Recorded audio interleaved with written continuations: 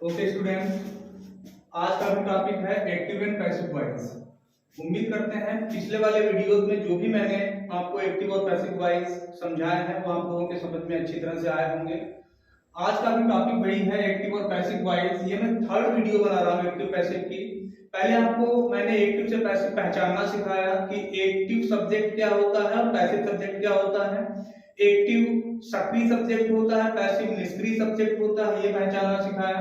और उसके बाद में हमने आपको दूसरे वीडियो में बताया कि एक्टिव से पैसिव एक हमने लिस्ट दी थी हेल्पिंग वर्ब्स की, कि एक्टिव से पैसिव जो हम चेंज करते हैं तो हेल्पिंग वर्ब्स को किस में चेंज कर देते हैं। जो एक्टिव की हेल्पिंग वर्ब होती है से डू या डज को हम इज आर एम में चेंज कर देते हैं, इज आर एम को is being, are being, am being में चेंज कर देते हैं। आज का टॉपिक फिर से है एक्टिव एंड पैसिव वॉइस, लेकिन आज हमने एक लिस्ट दी है आप लोगों के लिए प्रीपोजिशन की।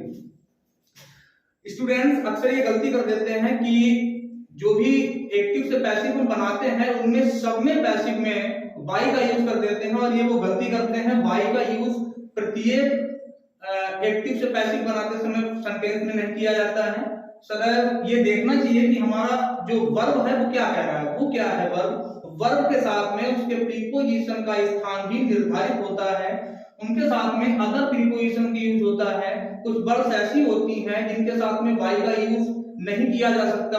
वही एक लिस्ट है आप लोगों के सामने जो मैंने लिखी है। नो के साथ में सदैव टू का यूज होता है, नो के साथ में कभी वाई का यूज नहीं होता है। अगर कभी एक्टिव वाक्य में नो लिखा है और उसके साथ उसका पैसिव बनाना है तो सदैव हम क्या लगाएंगे, टू।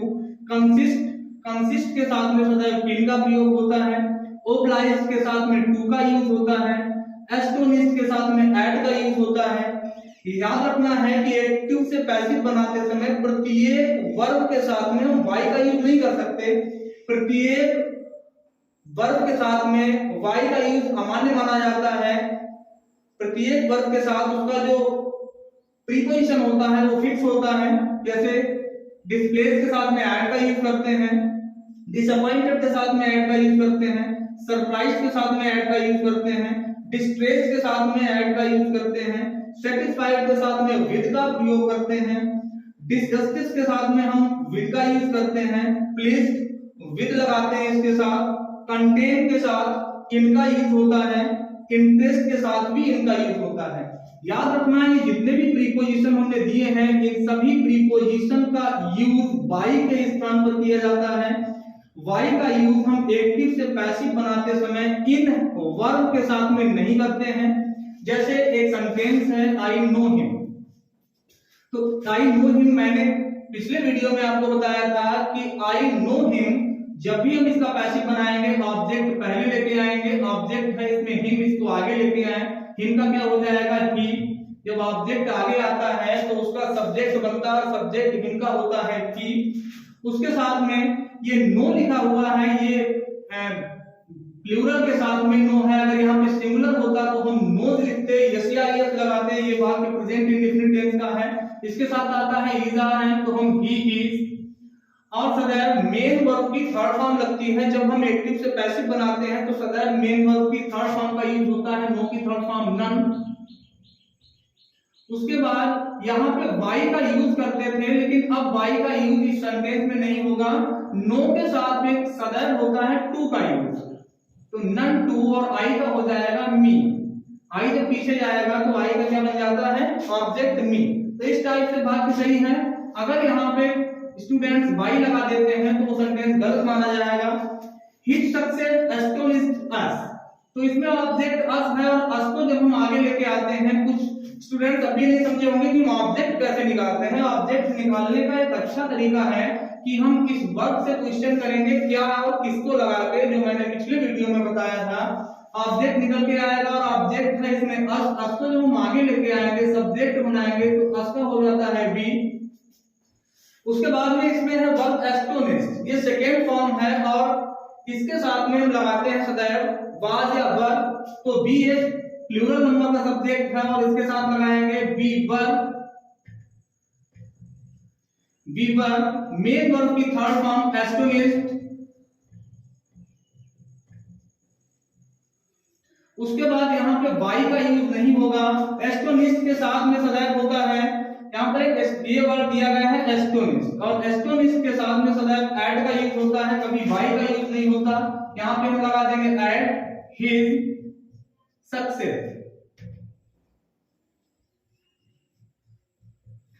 अगला सेंटेंस है he has disappointed me in the meeting. इसमें ऑब्जेक्ट निकालना है, ऑब्जेक्ट है इसमें, वर्ब के बाद ऑब्जेक्ट होता है, मी इसमें ऑब्जेक्ट, और मी को हम आगे लेके आएंगे, मी का हो जाएगा आई डिसअपॉइंटेड है डिसअपॉइंटेड है, यहाँ पर हैज एक हेल्पिंग वर्ब दी गई है, और हैव को हम किस में बदलते हैं, हैज बीन और हैव बीन में। आई के साथ अगर हैव लगता है, आई हैव बीन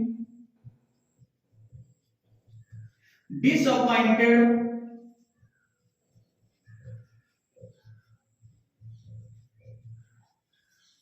उसके बाद आएगा डिसअपॉइंटेड। डिसअपॉइंटेड के साथ में कौन सी प्रीपोजिशन आती है, डिसअपॉइंटेड के साथ में एट आता है, डिसअपॉइंटेड एट। ही जब पीछे जाएगा ऑब्जेक्ट बन के him in the meeting. Complete sentence है। उसके बाद ही सेटिस्फाइड मी, इसमें भी ऑब्जेक्ट हम आगे लेके आएंगे, ऑब्जेक्ट को सब्जेक्ट और सब्जेक्ट को ऑब्जेक्ट बनाएंगे, मी को आगे लेके आएंगे, आई हो जाएगा, आई और सेटिस्फाइड है तो हो जाएगा was. I was main verb की थर्ड फॉर्म सेटिस्फाइड। उसके बाद यहाँ पे वाई का यूज नहीं करेंगे, सेटिस्फाइड के साथ में सदैव क्या आता है, विद आता है, तो यहाँ पे क्या लगा देंगे, विद। उसके बाद ही को हम कर देंगे हिम में चेंज। तो ये सेंटेंस आपको क्लियर हुए होंगे।